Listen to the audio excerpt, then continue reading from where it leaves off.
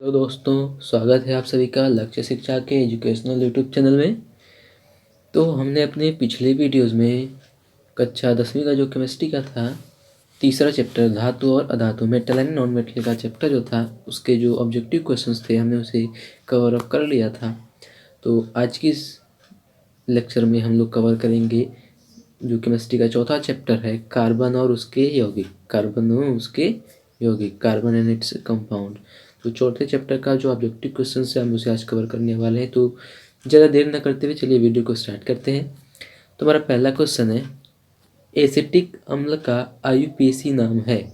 मतलब एसिटिक अम्ल का आईयूपीएसी नाम क्या होता है? तो उसका राइट आंसर होता है एथेनोइक अम्ल। एसिटिक अम्ल को हम एथेनोइक अम्ल भी कहते हैं। तो इसका राइट आंसर हो जाएगा सी। अगला क्वेश्चन है, क्लोरोमीथेन का सूत्र होता है। क्लोरोमीथेन को हम क्या कहते हैं? तो CH3Cl।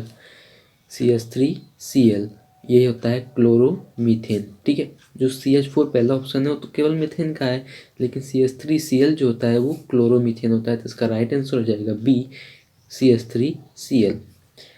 अगला क्वेश्चन है, प्रोपेन का आणविक सूत्र C3H8 है।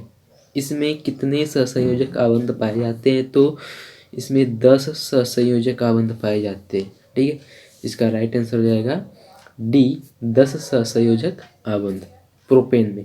ठीक है, अगला क्वेश्चन है हमारा एक्वारेजिया। ये क्वेश्चन हमने एक बार पहले भी पढ़ा था, आज फिर पढ़ रहे हैं कि एक्वारेजिया मतलब इसे आप रॉयल जल भी, रॉयल वाटर भी कहते हो एक्वारेजिया को। किस अनुपात में सांद्र हाइड्रोजन अम्ल एवं सांद्र नाइट्रिक अम्ल का ताज़ा मिश्रण होता है? तो 3:1 में। ठीक है, 3:1 में। इसका राइट आंसर हो जाएगा सी। अगला क्वेश्चन है, इथाइल एल्कोहल किस प्रकार के श्वसन में बनता है? इथाइल एल्कोहल किस प्रकार के श्वसन में बनता है? मतलब एथिल एल्कोहल। ठीक है, तो अवायवीय श्वसन में बनता है एथाइल एल्कोहल। तो इसका राइट आंसर हो जाएगा बी। अगला क्वेश्चन है, सरलतम हाइड्रोकार्बन है। इन चारों में से सरलतम हाइड्रोकार्बन जो है मीथेन है, क्योंकि सबसे पहले नंबर पे मीथेन आता है। ठीक है, मीथेन, इथेन, प्रोपेन, ब्यूटेन, जो सबसे सरलतम जो है वो मीथेन है। तो राइट आंसर इसका ए सही। अगला क्वेश्चन है, इथिलीन में कार्बन कार्बन के बीच 2 आबंध मौजूद हैं जिसमें एक सिग्मा और एक पाई बंद होता है। 2 है तो एक सिग्मा एक पाई होगा, 3 रहता तो एक सिग्मा 2 पाई हो जाता। ठीक है, इथिलीन में कार्बन कार्बन के बीच 2 बंद होता है तो इसलिए इसमें एक सिग्मा होगा एक पाई। तो इसका राइट आंसर हो जाएगा ए।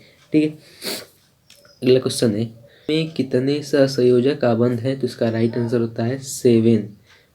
ठीक है, ऑप्शन नंबर डी इसका करेक्ट है। अगला क्वेश्चन है, मीथेन में कितने सहसंयोजक आबंध होते हैं? तो मीथेन में 4 होता है भैया, मीथेन में 4 होता है। ठीक है, अगला क्वेश्चन है, नाइट्रोजन अणु में कितने सहसंयोजक बंधन होते हैं? तो नाइट्रोजन वाले में आपका 3 होता है, नाइट्रोजन में 3 होता है। तो उसका राइट आंसर हो जाएगा डी। ठीक है, अगला क्वेश्चन है, CnH2n+2 किसका सामान्य सूत्र है? CnH2n+2 किसका सामान्य सूत्र है? तो एल्केन का है। ठीक है, CnH2n+2 एल्केन का सामान्य सूत्र है। ठीक है, इसका राइट आंसर हो जाएगा सी, एल्केन। अगला क्वेश्चन है, ऊर्जा का एसआई मात्रक होता है। ऊर्जा का एसआई मात्रक होता है तो जूल होता है, ऊर्जा का मात्रक जूल। ठीक है, अगला क्वेश्चन है, जल विद्युत संयंत्र किस प्रकार को विद्युत ऊर्जा में बदलता है? मतलब रूपांतरित करता है, मतलब बदलता है। तो नाभिकीय ऊर्जा को, जल विद्युत संयंत्र जो है नाभिकीय ऊर्जा को विद्युत ऊर्जा में बदलता है। ठीक है, तो इसका राइट आंसर हो जाएगा बी, नाभिकीय ऊर्जा। हमारा 15वां क्वेश्चन है, 14वां, बेंजीन का अणुसूत्र है। मतलब बेंजीन का अणुसूत्र क्या होता है? तो बेंजीन का होता है C6H6। C6H6 मतलब इसका राइट आंसर है सी वाला, C6H6। ठीक है, अगला क्वेश्चन है, निम्नलिखित में से किस हाइड्रोकार्बन में 3 आबंध होते हैं? इनमें से तीसरा जो है C3H4 इसमें 3 हाइड्रोकार्बन है, मतलब इस हाइड्रोकार्बन में 3 आबंध है। C3H4 ऑप्शन नंबर सी इसका करेक्ट है। अगला क्वेश्चन है, कार्बोनिल ग्रुप प्रतिकारक कौन है? कार्बोनिल ग्रुप का प्रतिकारक कौन है? तो CHO, कार्बोनिल मतलब CHO, ठीक है। कार्बोक्सिलिक रहता तो COOH होता, ठीक है। तो इसका ऑप्शन नंबर ए इसका करेक्ट है, CHO कार्बोनिल का, ठीक है।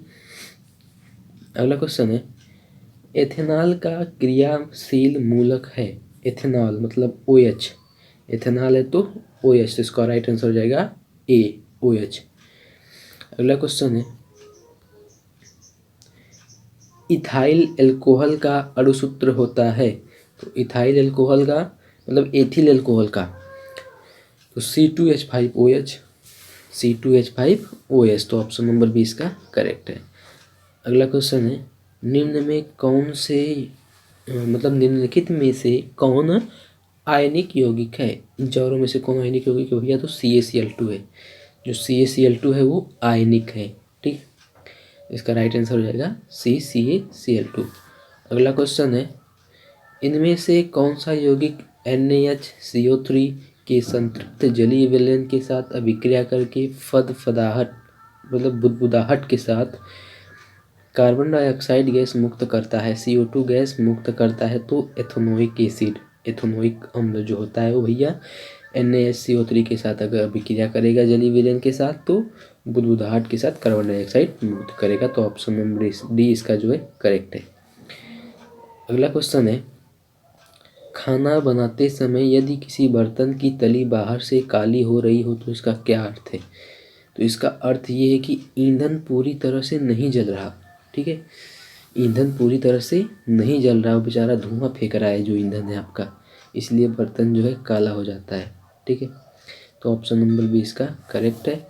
अगला क्वेश्चन है, ग्लूकोज का आणविक सूत्र क्या है? तो ग्लूकोज का C6H12O6, ऑप्शन नंबर इसका देखो करेक्ट है, C6H12O6, बचपन से पढ़ते आ रहे हैं हम लोग तो ये। Al4C3 के जल अपघटन से बनता है भैया, इसके जल अपघटन से मीथेन बनता है। Al4C3 इसके जल अपघटन से मीथेन बनता है, तो ऑप्शन नंबर सी इसका करेक्ट है, मीथेन। अगला क्वेश्चन है हमारा, पेंटेन जिसका अणुसूत्र C5H12 है के कितने संरचना समावयवी संभव हैं? तो 3 संरचना समावयवी संभव है, तो ऑप्शन नंबर बी इसका करेक्ट है। अगला क्वेश्चन है, निम्नांकित में कौन सा एरोमेटिक यौगिक है? तो इनमें से एरोमेटिक जो है बेंजीन है भैया, बेंजीन जो है आपका एरोमेटिक है इन चारों में से, तो ऑप्शन नंबर है इसका करेक्ट है। अगला क्वेश्चन है, विरंजक चूर्ण का रासायनिक सूत्र क्या होता है? तो CaOCl2, ऑप्शन नंबर सी इसका करेक्ट है, CaOCl2। अगला क्वेश्चन है, ऑक्सीजन के 2 परमाणुओं के बीच कितने आबंध पाए जाते हैं? तो 2 आबंध पाए जाते हैं। ऑक्सीजन के 2 परमाणुओं के बीच 2 आबंध पाए जाते हैं, ठीक है। तो ऑप्शन नंबर बी इसका करेक्ट है। अगले, हाइड्रोजन तथा ऑक्सीजन परमाणुओं की संख्या का अनुपात है? तो 2:1 का, हाइड्रोजन और ऑक्सीजन पूछ रहा है तो 2:1 का अनुपात है, ऑप्शन नंबर ए इसका करेक्ट है। अगला क्वेश्चन है, प्राकृतिक रबर किसका बहुलक है? तो प्राकृतिक रबर जो है वो आइसोप्रोपीन का बहुलक है, आइसोप्रोपीन का बहुलक है। ये तो इतने क्वेश्चंस जो है हमारे इस चैप्टर्स के हैं, वो वैकल्पिक क्वेश्चंस। और अगर आपके पास बुक है तो आप उसमें भी देख सकते हो, हालांकि हमने कुछ मोस्ट इम्पोर्टेंट से छाँट के लिखे हैं, ठीक है। तो अगर आपको कोई भी डाउट हो इस चैप्टर से या पिछले किसी भी चैप्टर से या अगले आने वाले किसी चैप्टर से कोई भी डाउट हो तो आप कमेंट बॉक्स में कमेंट करें, उसका सोल्यूशन अपने अगले आने वाली वीडियोज़ में ज़रूर देंगे, ठीक है। तो मिलते हैं नेक्स्ट वीडियो में अपने। जय हिंद, नमस्कार।